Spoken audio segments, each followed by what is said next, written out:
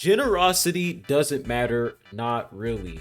What's going on, guys? Welcome back to the channel. Now, in today's video, we're going to react to a video made by Arikado Zodan. Now, I think this is the first time I ever reacted to a video made by this creator, but some people are telling me that this is a very interesting video and they want to see how I feel about this, like my take on this.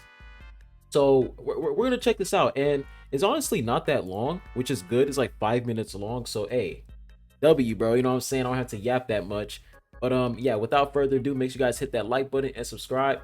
Let's hop right into it. There's something you'll see quite often in gacha tribalism debates that, if I'm being entirely honest here, is a red herring that gets in the way of more meaningful discussions regarding the games themselves. I am referring to how generous a gacha game is, either in a Okay. general sense or on a patch-by-patch basis. Now let me just go ahead and make this straight. When it comes to the term generous, right? When it comes to gotcha games, that's like it's like a category, right? Because of the monetization. When you look at the monetization for gotcha games, it pretty much affects the like gotcha games. The reason why they're called gotcha games is because the monetization affects the game as a whole. In order for you to have access to different play styles, you have to pull for characters. You have to engage with the gotcha system. That's why like the gotcha system, that's why those games are called gotcha games. But when it comes to generosity in gotcha games, it really just comes down to the economy, how many pulls they give you, and of course, pity, 50-50, and etc. That's where generosity comes in for me. Oftentimes with the intent of dragging another gacha game through the mud over their respective generosity, or a lack thereof in the context of a tribalistic debate. Now, aside from when I would frequently shill Girls Frontline 2 in my earlier months of content creation, I'm not gonna lie to you guys, I completely forgot about this game. I completely forgot about Girls Frontline 2. This game is it's I don't know. Like I played it, it's just not my cup of tea, so I just don't really care about the game to be honest. Which kind of sucks because I was planning on covering Girls Frontline 2, but it's just not the game is just not clicking for me, man. So I just quit the game entirely. I never really used poll totals as a value system to determine the worth of playing one gacha game over another. You could argue that's because I have the disposable income which allows me to safely disconnect from the pressures of distributing premium currency around. But honestly, it's much simpler than that and is a sentiment that transcends any one individual's personal finances. Am I having fun playing this game?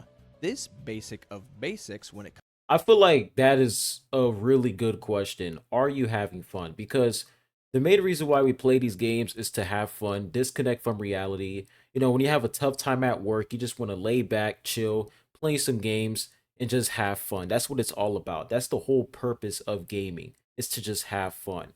And there's some people, like let's say for example Genshin Impact, right? Because Genshin Impact, let's be real, like a lot of people dislike the game and some people like the game.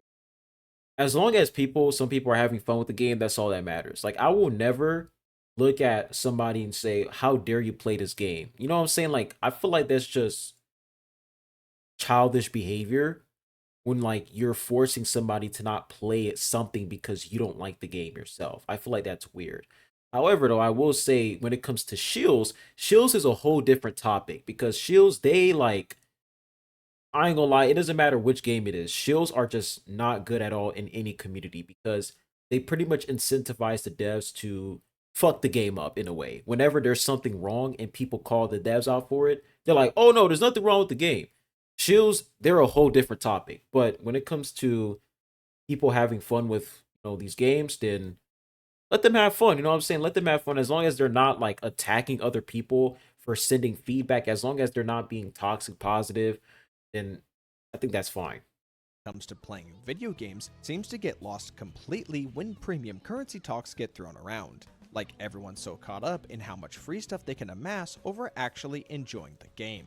Now, to be fair, I do understand why poll counts are a common battleground for gacha tribalism, because enjoyment of a game is a subjective thing that is different for everyone, whereas discussing poll income is a lot more cut and dry and makes for a more tangible subject to latch onto.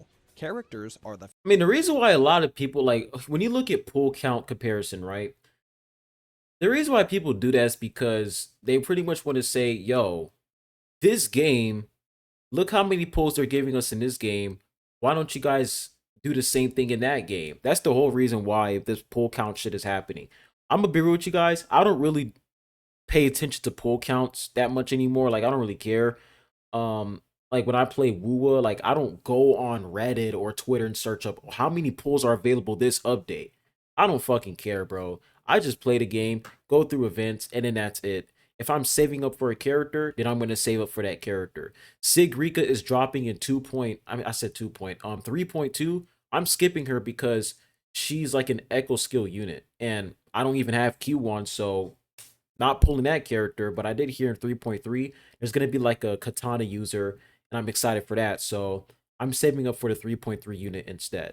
That's what I'm doing right now when it comes to Woowa. Just playing through events, saving up, and that's it. 50-50 is still fucking me over, but it is what it is. That's what I'm doing now. Like I'm not gonna go on Reddit and search up, oh, how many pulls we get in 3.2 and how many pulls do you get in Genshin 6.5? Like I don't fucking care, dude. And honestly, I'm gonna be real. It is sad that some people do that on a daily basis where they go on the internet and they argue with other people and say, "Oh, my game is better than yours because of pool count and shit like that." It's like, nigga, at the end of the day, bro, these are gotcha games, bro. Who fucking cares, bro?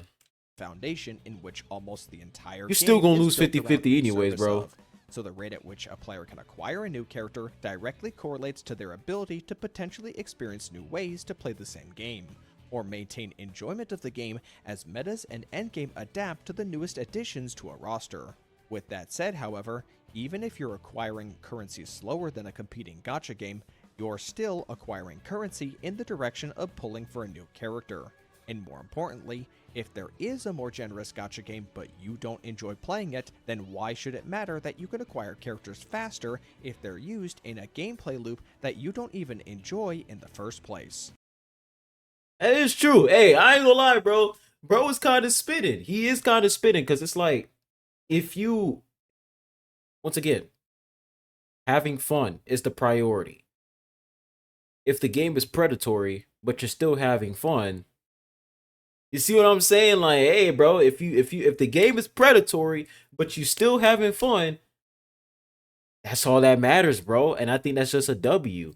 Of course, predatory games suck, but if you're still having fun, that is all that matters. However, if you're playing a game that is not predatory, gives you a lot more pulls, but you're not having fun playing the game, Genshin Impact consistently remains the top dog in terms of popularity and influence in the gacha space as long as despite the the sheer number. monetization is not that egregious to the point where in order for me to have fun, I have to like spend a fuck ton of money in order for me to have fun in the game. Like the moment I feel like I have to spend money to have fun, I drop the game. Characters the game has, coupled with lower pull income totals when put next to its competitors. Even for someone like me who does not enjoy playing Genshin Impact anymore, I can at least recognize the overwhelming love and appreciation for this game from its fanbase that goes beyond a sense of entitlement for an arbitrary amount of primo gems. Detractors of Genshin Impact regularly attack it over its low pull counts, but it has rarely, if ever, resulted in significant change, as the core audience still enjoys Genshin Impact for its actual gameplay and content offerings. That's exactly why when it comes to Genshin, you guys notice when you look at my channel, nigga, I barely talk about this game anymore. I used to shit on this game a lot, but I don't really talk about it no more. And the reason why is because nothing changed. Like, sure, those type of videos, they get a lot of views, but it's like, what's the point? You know what I'm saying? Like, the reason why I did those videos is so that the devs can at least listen and fix the game. Never happened. Pull count still low. What's the point, bro? I'm just not gonna keep repeating myself over and over again and just keep arguing with the brick wall. There's just no point. I'll just move the fuck on. While I don't play Genshin Impact myself, I do play another gacha game that has received similar public condemnation over its perceived generosity, regardless of how true those statements actually are, especially after some more recent system changes. Stella Sora is currently my favorite gacha game, even if I treat it more Hey yo, I ain't gonna lie to y'all. Yo, Stella Sora? Yo! I'm liking the game, bro. I'm liking it. I'm actually liking the game. Now I know you guys remember the video I made about the game and like the gacha system. Let me go to make myself clear. I never shitted on the game because of its gameplay. Never. Or content. I shitted on the game because of the gacha system. That's the reason why. But now that I actually gave the game a chance, I'm actually enjoying it. And in a matter of fact, I got the new limited character. I got her in like my third multi. So I'm actually enjoying this game a lot. Stellasaur is pretty cool. I like the UI, I like the aesthetic of the game. It's pretty good. More so as a side I'm game. enjoying I it. enjoy it primarily for its story, characters, and world building, yet only play it very casually when it comes to team building and participation in endgame content. Would I appreciate it if Stellasaur offered more rewards? Well, of course, as I would for any of these gacha games. But I'm more than happy with what's on offer as a game that I don't feel like I'm owed anything to stick around, at least for now. On the other end of the spectrum, Girls Front I feel like our priority should be, hey, are we having fun with the game? I feel like that should be everyone's main priority. Of course, you can have your own reason to play these games, but I feel like we should all come to an agreement that when it comes to playing these gotcha games, are you having fun? Right? That should be the main priority. Are you having fun? if I'm not even enjoying the process of gathering said currency or playing with said characters, then I would only be perpetuating a one-sided relationship fueled primarily through fear of missing out. This is something I've been consistent with across every gacha game I played at one point or another. Incentives are not what brought me into these games, nor do they keep me around. And ideally, this should be the stance most people should take when they choose to play a gacha game. Yes, a bountiful patch can be an effective way to get newcomers' foot in the door, especially when the idea of it being too late to play a gacha game does a lot to keep people from jumping in if they fail too early on in these games' life cycles. But that's where their usefulness should end in that regard, to push people into trying the game. The moment it starts being a driving factor for wanting to stick around is when you should ask yourself what you're actually sticking around for. This is why I find the comparisons and arguments of pull counts between gacha games to be a bad value system to judge these games by. Loyalty should be earned, not bought and sold. And if you've played these games already, you yourself have already decided which ones have earned your own loyalty. All you have to do is wait Oh for the shit, what the hell? respective gacha game of these die-hard fans to go through a lackluster dry period of pull income. For when that happens, you'll truly see how little they actually care about pull income as they attempt to change the subject and move the goalpost. It's the same shit with gotcha revenue. Like, dude, I don't understand why some creators still talk about gotcha revenue. I don't know, bro. It's just weird to me. I mean, yeah, you can talk about gotcha revenue to like pretty much talk about how the game is doing. Is the game healthy?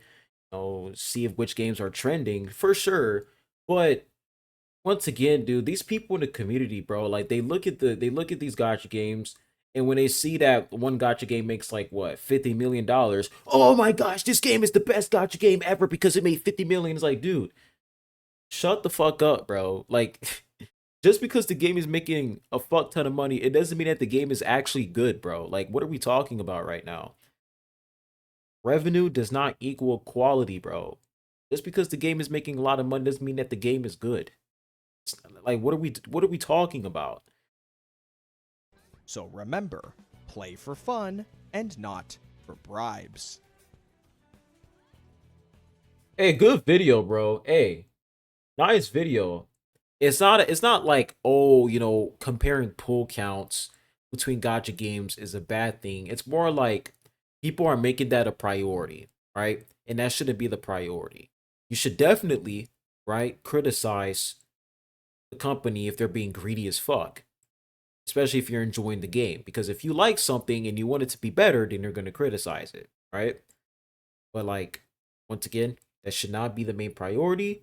If you're having fun with the game, you're going to continue playing it. If you don't have fun with the game, are you still going to play it just for pool count, or are you just going to drop the game and go play stuff that you actually enjoy? Who knows? But hope you guys have a good one. Let me know what you guys think in the comment section down below. I'll be catching you guys on the next one. Adios.